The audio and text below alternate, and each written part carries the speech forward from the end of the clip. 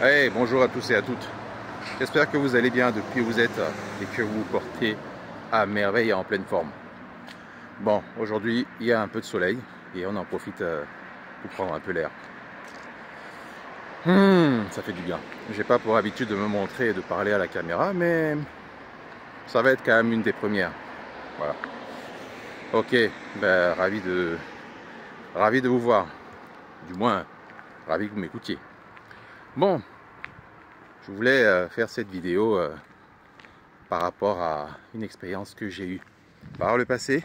Comment la compta m'a fait rater un job de rêve, bien rêvé, vraiment tout qui cochait toutes les cases, et comment ça m'a sauvé la vie.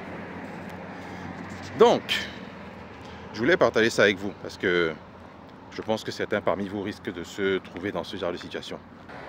Il y a de cela quelques années, il se trouve que j'avais pour ambition de chercher un job sur le continent africain.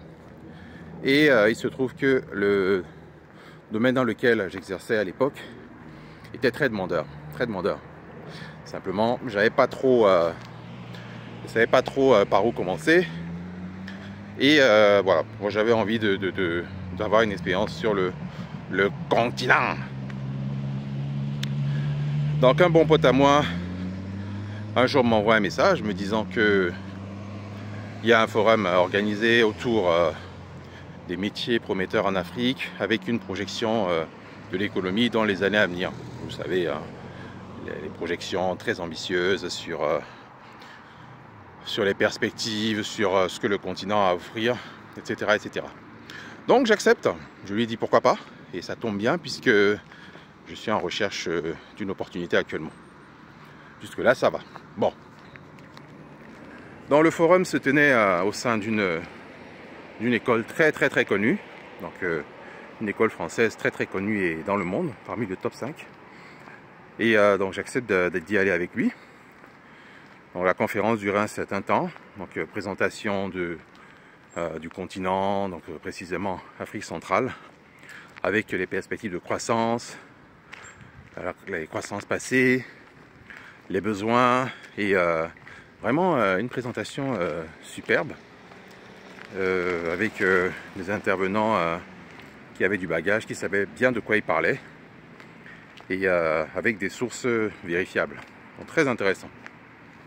Il se trouve qu'à la fin de la conférence, du forum, comme vous le savez pour ceux qui participent souvent au forum, c'est l'occasion de réseauter et de parler un peu autour de soi, de ce qu'on fait, de voir s'il n'y a pas moyen de prendre des contacts et de voir si on peut créer des affinités ou notamment développer des relations d'affaires ou professionnelles. Bon. Donc je tombe sur une personne, d'ailleurs si tu me regardes, peut-être tu vas me reconnaître, je préfère pas te citer ton nom. Donc je tombe sur une personne très expérimentée sur le continent, qui travaille dans le domaine de l'ingénierie financière. Et donc elle me fait part d'une société donc présente sur le continent, donc précisément en Afrique centrale, depuis un certain temps. Donc il s'agissait principalement du Cameroun, hein, vous l'avez deviné, hein. Voilà, du Cameroun, Afrique centrale, précisément à Douala. Donc une personne qui me dit qu'il est en contact avec un groupe très connu sur la place. C'est une entreprise familiale justement qui fait de l'import-export depuis une trentaine d'années sur le continent et très bien implantée du côté de cette ville. Donc ce qu'il me dit, c'est que il cherche justement quelqu'un d'assez expérimenté dans le domaine du contrôle de gestion et que c'est urgent. Ok, très bien. Donc je prends son contact et il me donne directement le contact de l'entreprise qui recrute. Franchement, rêve, puisque ça tombait très bien. Moi je lui dis que moi j'ai pour ambition de rentrer sur le continent et que notre échange tombe à pic. Donc je dis que je rencontre cette personne, elle me donne les contacts directs, l'adresse des ressources humaines, et elle me dit non mais t'inquiète pas, tu dis que tu viens de ma part, de toute façon je lui envoie un mot juste après notre échange. Ok. Bon, franchement ça tombait très bien puisque je veux rentrer sur le continent et bam, je rencontre quelqu'un qui a l'air assez pointu sur la connaissance du pays et du monde des affaires et des entreprises. Donc qu'est-ce que je fais? Je rentre tranquillement chez moi, je mûris le projet, je me dis tiens, ben, c'est quand même quelque chose là. Franchement, je touche du doigt mon projet de rentrer sur le continent. Ok. Et donc qu'est-ce que je fais le lendemain? Parce qu'il ne faut jamais laisser traîner. Pardon. Je contacte la ressource humaine directement par mail. Voilà. Et je reçois une réponse assez rapidement. Donc la ressource humaine en effet me confirme qu'ils sont en train de chercher un expert dans le domaine de la finance, en l'occurrence contrôle de gestion. Elle me donne des précisions, le type de profil, le background, et que ça serait très rapide le recrutement. Très rapide, ça serait dans les 3 mois à venir. Ok, moi je sursaute, je dis mince, attends, c'est une occasion. Je dis mais décidément, mais vraiment les points sont alignés. Franchement, comment on peut refuser ça? Pas possible. Donc moi je lui dis aucun problème. Je lui propose donc qu'on fixe un rendez-vous si ça lui convient. Donc pas de problème pour elle. On convient dans l'entretien dans une semaine à peu près. Et moi entre temps, et chose aussi que je vais vous dire qui est très importante, quand vous postulez à un poste, la base c'est de faire des recherches sur l'entreprise. Sur le poste, d'aller même sur certains réseaux sociaux. Si vous n'avez pas de contact dessus, vous contactez directement les personnes qui y travaillent. Bon, moi en l'occurrence, j'avais uniquement ce contact-là qui m'a branché, mais qui ne travaillait pas directement dans cette boîte. Donc qu'est-ce que je fais? Je commence à investiguer sur la boîte. Donc je vais très loin. Hein. Je vais chercher les articles de presse. Je vais même chercher les bilans comptables de la société. Et oui, donc je vais sur le site web de la société. Je vais chercher les bilans comptables. Donc je trouve les bilans comptables. Dans mon esprit d'analyste fait dans Surface, je décide de regarder les bilans des 3 dernières années et d'analyser un certain nombre d'éléments. Ah oui, parce qu'il ne faut pas oublier de préciser que je regarde les articles de presse et dans ces articles de presse, je me rends compte en fait que la société a eu quelques incidents un an entre le moment où je postulais et je me rends compte que la société a eu quelques difficultés entre le moment où je fais mes recherches et il y a de cela un an. Bon, ok, jusque là ça va. Donc je vais sur le site web de la société. Heureusement j'arrive à trouver les états financiers. Donc mon esprit d'analyste refait surface. Je décide de regarder les bilans des 3 dernières années et de commencer à faire une analyse financière. C'est tout bête, hein. D'habitude on regarde la santé financière d'une entreprise dans le cadre d'un diagnostic. Oui, pour savoir si on y investit ou pas, ou savoir si elle est en bonne santé. Là c'est ce que je fais. Pas dans le cadre d'un exercice, dans le cadre d'une recherche d'emploi. Donc, je regarde bien sûr la disponibilité, tout ce qui est trésorerie, je regarde les capitaux propres, je regarde les dettes, je regarde les IMO, etc. Mauvaise surprise, mauvaise surprise. Ah là, comment dire. Quand je regarde le solde, donc sur la disponibilité, donc à savoir la trésorerie, est-ce que la société a suffisamment de fonds? Je me rends compte que, en fait, la trésorerie était déjà en dessous de ce qu'elle avait décidé de me payer. Bon, en temps normal, on peut se dire, bon, ok, c'est un chiffre, ça va remonter. C'est quand même assez inquiétant. Et la première question qui me vient à la tête, c'est si l'entreprise dit que ça va très bien, si l'entreprise recherche, comment elle va faire pour me payer? Bon, ça c'est la première chose. Je regarde les immobilisations, donc tout ce qui est actifs et autres. Je me rends compte que sur 3 ans, les actifs n'arrêtent pas de diminuer. Bon, ok, ça diminue pourquoi? Normalement, quand une entreprise est en croissance, on peut s'attendre à ce que son actif augmente. Mais bon, ce n'était pas le cas. Je regarde aussi les dettes.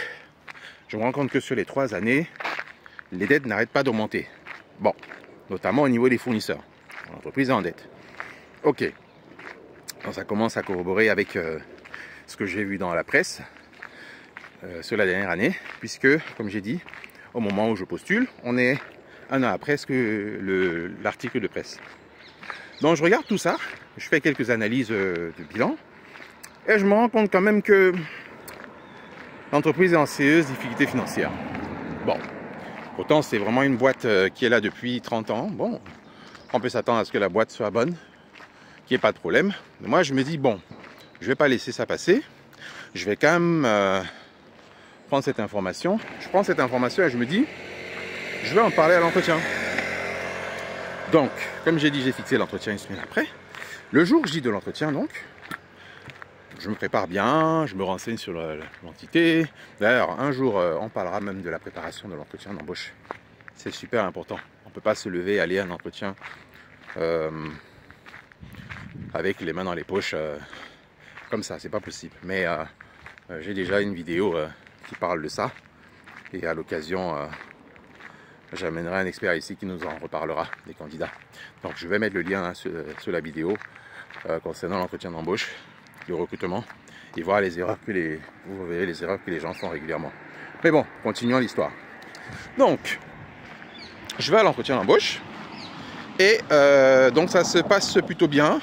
Je l'avais préparé, donc elle me pose la dame, bien sûr, très charmante, très accueillante, très bien. Elle réussit à me décrire le poste fidèle à la description, puisqu'elle m'avait envoyé bien sûr une fiche de poste, fidèle à la description. Donc moi, je prends des notes bien sûr, par rapport aux informations que j'avais pas. Et au bout d'un moment, donc, elle me demande si j'ai des questions. Très bien, parce que vous avez les classiques dans l'entretien. On vous demande à la fin, est-ce que vous avez des questions là-dessus? Je dis oui, tout à fait. Donc ça, c'était à mon tour de tirer. Et là, je commence à bombarder. Je bombarde de questions. Je demande très bien, mais je pars de l'article de presse que j'ai vu. Et je demande, mais comment ça se fait que cet article ait été publié? Qu'est-ce que ça veut dire? Est-ce que la société a eu des difficultés financières? À quoi c'est dû? La RH ne me répond pas directement. Elle me dit non, c'est passager, c'était il y a un an, les choses se sont améliorées. Ok, donc là ça commence mal. J'ai pas de réponse. Et je lui fais part justement de l'analyse que j'ai faite. Je lui dis très bien. Moi j'ai fait l'analyse quand même de la société. Et je vois que sur les 3 dernières années, on a un manque de trésorerie. On a quand même la société qui s'endette, notamment auprès des fournisseurs. Et l'actif baisse, comme si l'activité est sur le point de tomber. Donc elle me demande, oui mais vous avez vu ça où? Je dis mais madame c'est sur le site, les comptes ils sont, on peut regarder. Ok, elle dit mais non vous en faites pas, tout va bien. De toute façon elle me vante le fait qu'elle est là depuis un certain temps, vous savez quand les gens savent plus trop quoi dire, qu'elle est là depuis un certain temps et que ça s'est toujours bien passé. Ok, très bien. À la fin de l'entretien, on décide de continuer sur le processus et elle décide de me présenter de me faire passer un entretien avec la responsable, justement, ma responsable. Ok, donc aucun problème de ce côté-là. Moi, j'ai absolument aucun problème et je me dis, j'accepte de rencontrer le responsable, puisque lui, c'est un opérationnel. Peut-être que lui, il est du domaine, il sait parler chiffres et il saura me donner davantage d'explications. Parce que le domaine des RH, c'est les ressources humaines, c'est pas forcément l'analyse financière.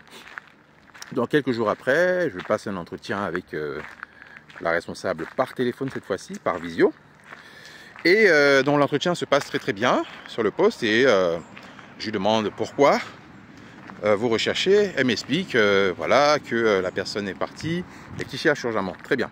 Et là je dégaine à la fin de l'entretien sur mais pourquoi est-ce que c'est sur le bilan on a une baisse de l'actif, les disponibilités qui diminuent, les dettes qui augmentent. Au niveau du chiffre d'affaires aussi, l'activité diminue. Comment ça se fait? Elle n'arrive pas à me répondre. Elle me dit qu'elle est là depuis 6 mois à peu près, que ça se passe très très bien et elle me vante ce que la boîte a fait par le passé. Elle n'était pas là. Hein. Ce que la boîte a fait par le passé, etc. etc. Et que de toute façon, c'est une très bonne opportunité. Elle me parle du poste qui est situé à Douala, les avantages, qu'elle se déplace de temps en temps, logement de fonction, salaire, avantages. Franchement, sur le papier et à l'entretien, c'est le genre de job, ça ne se refuse pas. Ok, ça se refuse pas. Et on se dit, si je ne le fais pas maintenant, je ne l'aurai plus jamais. Allez, je me mets à l'ombre. Je ne le ferai plus jamais. Ok.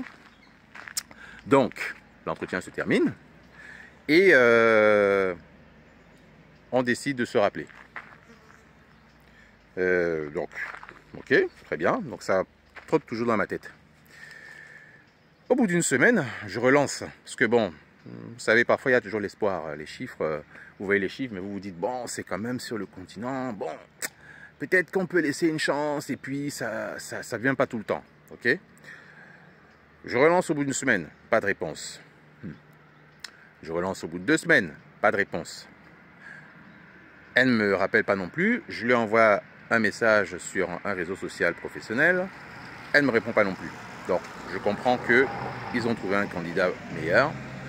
Ok, je ne donne pas... Je me dis au bout d'un moment, bon, de toute façon, non.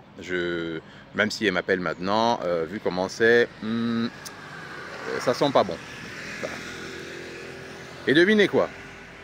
6 mois après, donc j'étais quand même un peu... Voilà, j'avais quand même un peu... Voilà, je me disais, ouais, j'avais quand même un peu du remords en me disant, mais peut-être que je suis passé à côté de quelque chose. Mais bon, je vais quand même relancer, histoire de voir si le poste est toujours d'actualité. Donc, je rappelle, j'envoie un message à la personne, je dis, voilà, on s'est rencontrés telle date, telle date, telle date. Et je ne sais pas si vous vous souvenez de moi. Il dit, oui, bien sûr.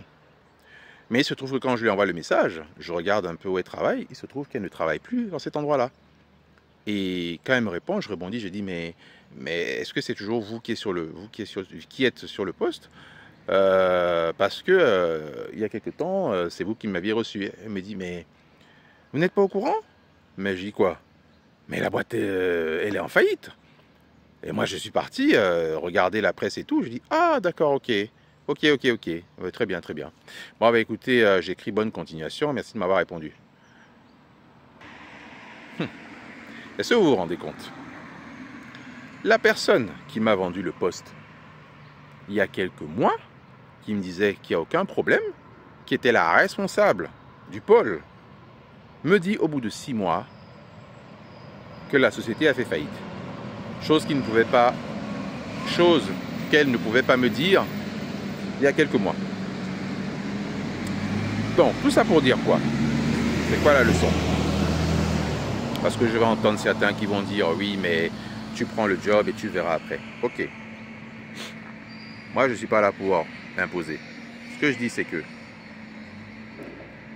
vous trouvez un job. Si vous avez moyen de faire une analyse sur la santé financière de la société, faites cette analyse. Il n'y a pas que les actionnaires qui analysent pour investir. Il n'y a pas que les fournisseurs pour voir s'ils vont avoir une relation d'affaires. En tant qu'expert, quand vous donnez de votre temps, vous allez investir de votre temps. Regardez aussi si la société se porte bien.